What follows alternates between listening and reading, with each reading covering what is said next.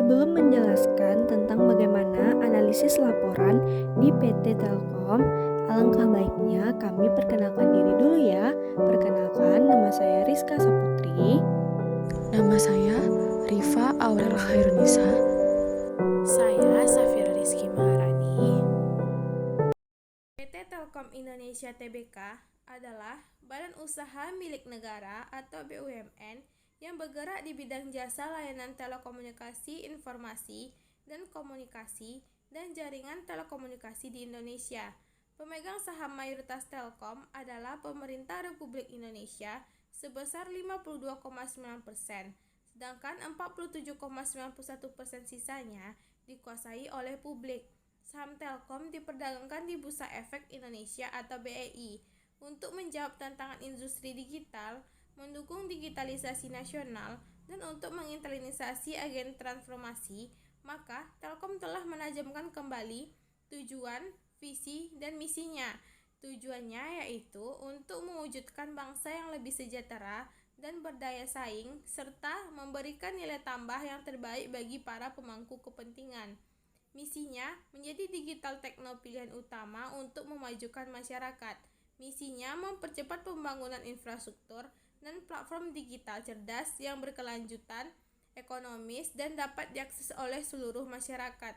Mengembangkan talenta digital unggulan yang membantu dorongan kemampuan digital dan tingkat adopsi digital bangsa.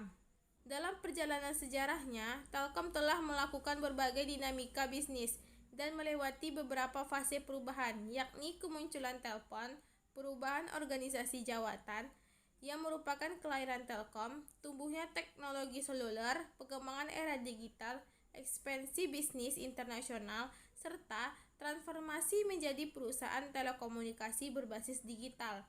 Pada tahun 1961, pemerintah Indonesia telah mendirikan Perusahaan Negara Pos dan Telekomunikasi atau PN Poster. Namun, seiring perkembangan pesat layanan telepon dan telek, pemerintah Indonesia mengeluarkan PP nomor 30 tanggal 6 Juli 1965 untuk memisahkan industri pos dan telekomunikasi dalam PN Poster. Dengan pemisahan ini, setiap perusahaan dapat fokus untuk mengelola portofolio bisnis masing-masing. Terbentuknya PN Telekomunikasi ini menjadi cikal bakal Telkom saat ini. Sejak tahun 2016, manajemen Telkom menetapkan tanggal 6 Juli 1965 sebagai hari lahir Telkom. Baiklah, yang pertama adalah laporan posisi keuangan. Laporan posisi keuangan merupakan laporan keuangan yang melaporkan aset, liabilitas, dan ekuitas pada perusahaan pada saat tertentu untuk memudahkan analisis dalam memprediksi arus kas pada masa mendatang. Laporan posisi keuangan dari PT Telekomunikasi Indonesia Tbk, di mana di sini terdapat dua tabel, yaitu tabel aset serta tabel liabilitas dan ekuitas. Di sini terdapat dua laporan, yaitu tahun 2021 dan tahun 2020. Dan saya akan menjelaskan yang tahun 2021 saja. Angka dalam tabel dinyatakan dalam miliaran rupiah, serta jumlah aset dan jumlah liabilitas dan ekuitas balance ya, yaitu senilai 257 triliun 848 miliar rupiah. Baiklah, pada tabel pertama terdapat aset, yaitu aset lancar dan aset tidak lancar. Aset lancar mempunyai akun seperti kas dan setara kas senilai 31 miliar 729 juta. Aset keuangan lancar lainnya senilai 1 miliar 198 juta. Piutang usaha yang terbagi menjadi dua pihak, yaitu pihak berelasi senilai 1 miliar 473 juta. Pihak ketiga senilai 10 miliar 907 juta. Aset kontrak senilai 1 miliar 98 juta. Piutang lain-lain senilai 278 miliar. Persediaan senilai 901 miliar rupiah. Pajak dibayar di muka senilai 531 miliar. Pajak dibayar di muka senilai 2 miliar 863 juta. Tagihan retribusi pajak senilai 745 miliar. Aset lancar lainnya senilai 6 miliar 340 juta. Jadi jumlah dari aset lancar senilai 58 triliun 63 miliar rupiah. Aset tidak lancar memiliki akun seperti aset kontrak senilai 209 miliar, penyertaan jangka panjang pada instrumen keuangan senilai 4 miliar 307 juta, penyertaan jangka panjang pada entitas asosiasi senilai 176 miliar rupiah, biaya kontrak senilai 1 miliar 429 juta, aset tetap senilai 159 miliar 887 juta, aset hak guna senilai 17 miliar 388 juta, aset tak berwujud senilai 6 miliar 941 juta, Aset pajak tangguhan bersih senilai 3.533 juta. Aset tidak lancar lainnya senilai 5.915 juta. Jadi jumlah dari aset tidak lancar yaitu 199.785 juta. Jadi jumlah dari aset lancar dan aset tidak lancar yaitu 257.848 miliar rupiah. Pada tabel kedua terdapat liabilitas dan ekuitas. Liabilitas terbagi menjadi dua, yaitu liabilitas jangka pendek dan liabilitas jangka panjang. Liabilitas jangka pendek terbagi menjadi yaitu utang usaha berdasarkan pihak berelasi senilai 874 miliar dan pihak ketiga senilai 15 miliar 137 juta. Liabilitas kontrak senilai 7 miliar 223 juta, utang lain-lain senilai 711 miliar rupiah, utang pajak senilai 4 miliar 568 juta, beban yang masih harus dibayar senilai 14 miliar 521 juta, deposit pada pelanggan senilai 2 miliar 500 juta, utang bank jangka pendek senilai 12 miliar 191 juta, pinjaman jangka panjang yang jatuh tempo dalam 1 tahun senilai 8 miliar 381 juta, liabilitas sewa yang jatuh tempo dalam 1 tahun senilai 6 miliar 451 juta. Jadi jumlah dari liabilitas jangka pendek yaitu 72 miliar 557 juta rupiah. Liabilitas jangka panjang terdiri dari liabilitas pajak tangguhan bersih senilai 692 miliar, liabilitas kontrak senilai 1 miliar 103 juta, liabilitas diestimasi penghargaan masa kerja senilai 1 miliar 252 juta, liabilitas diestimasi manfaat pensiun dan imbalan pasca kerja lainnya senilai 13 miliar 133 juta, pinjaman jangka panjang dan pinjaman lainnya senilai 33 miliar 418 juta, liabilitas sewa senilai 7 miliar 567 juta, liabilitas lainnya senilai 228 miliar rupiah. Jumlah liabilitas jangka panjang yaitu 57 miliar 393 juta. Jadi, jumlah liabilitas jangka pendek dan liabilitas jangka panjang senilai 129 triliun 950 miliar. Ekuitas modal saham yaitu 4 miliar 953 juta, tambahan modal disetor senilai 2 miliar 711 juta, komponen ekuitas lainnya senilai 467 miliar rupiah, saldo laba berdasarkan ditentukan penggunaannya senilai 15 miliar 337 juta, belum ditentukan penggunaannya senilai 85 miliar 165 juta. Jumlah ekuitas yang dapat didistribusikan kepada pemilik entitas induk bersih senilai 108 miliar 633 juta, kepentingan non-pengendali senilai 19 miliar 265 juta. Jadi total dari ekuitas yaitu 127 triliun 898 miliar rupiah.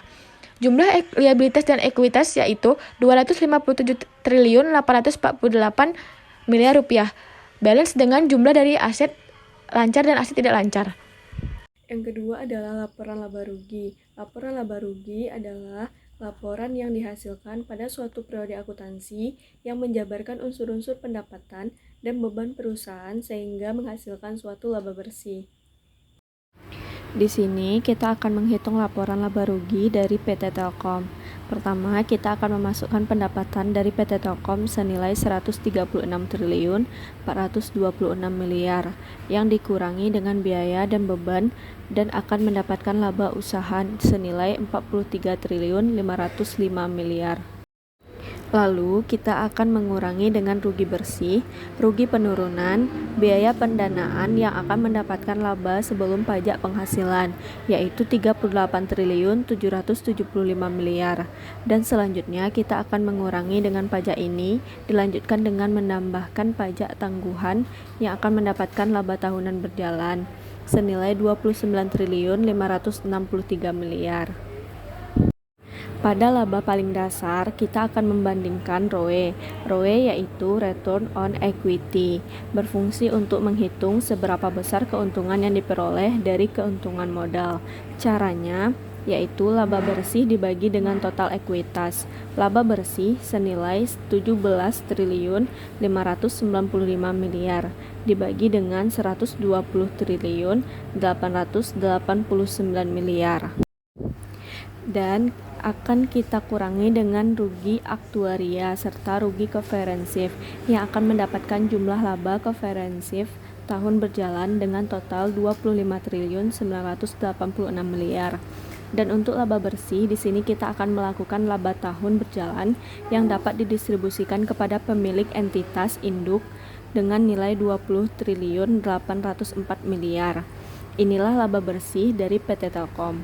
Pada laba paling besar dikali 100% sama dengan 0,15% dikali 100% mendapatkan hasil 14,55%. Lalu kita akan menghitung ROA. ROA yaitu Return on Asset, berfungsi untuk menghitung kemampuan perusahaan dalam memanfaatkan aktiva untuk memperoleh laba. Cara menghitung laba bersih dibagi dengan total aset. Laba bersihnya senilai 17.595 miliar dibagi 246.943 miliar dan mendapatkan hasil 0,07 dikali dengan 100% sama dengan 7%. Dari hasil return on asset dapat dikatakan bahwa kemampuan untuk mendapatkan laba bersih itu semakin tinggi dibanding aktiva perusahaan yang digunakan. Selanjutnya adalah laporan perubahan ekuitas. Laporan perubahan modal atau ekuitas adalah laporan yang bertujuan agar perusahaan dapat menggambarkan peningkatan maupun penurunan dari aktiva bersih atau kekayaan dalam periode tertentu dengan prinsip pengukuran tertentu untuk dianut. Di sini kita akan menjelaskan laporan perubahan ekuitas saldo pada 1 Januari 2021.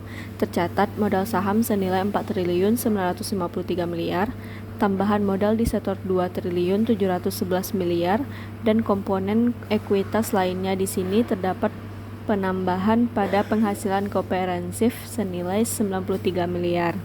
Dan pada saldo 31 Maret 2021 mendapatkan total 467 miliar.